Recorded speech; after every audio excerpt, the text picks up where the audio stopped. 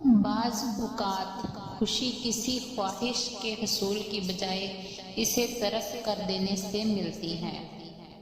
زندگی کبھی آپ سے معذرت کرنے والی نہیں، سو اسے گزارنا سیکھیں۔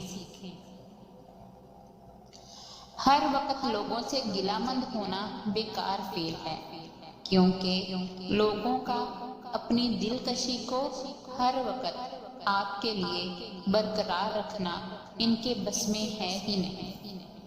اتنی تاخیر نہ کیجیے کہ پلٹنے میں چابیاں بے اثر ہو جائیں تالوں پر۔ نظر کا تیز ہونا اچھی بات ہے، مگر اتنی بھی تیز نہ ہو کہ سامنے بیٹھی عورت اپنا دوپٹہ ٹھیک کرنے پر مجبور ہو جائے۔ یہاں لوگ محبت نہیں کرتے بلکہ سودا کرتے ہیں۔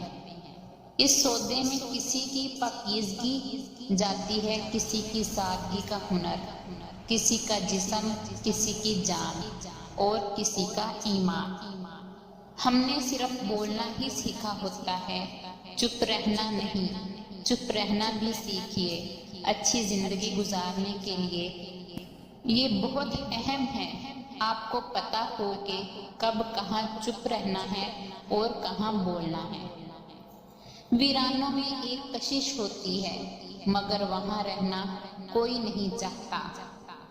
جیسے اجڑے ہوئے لوگوں کو جاننا ہر کوئی چاہتا ہے، مگر اپنانا کوئی نہیں چاہتا۔ ضمیر کی کھڑکی کھلی رکھیے، یہ آپ کی روح کو ٹھنڈی ہوا فراہم کرتا رہے گا۔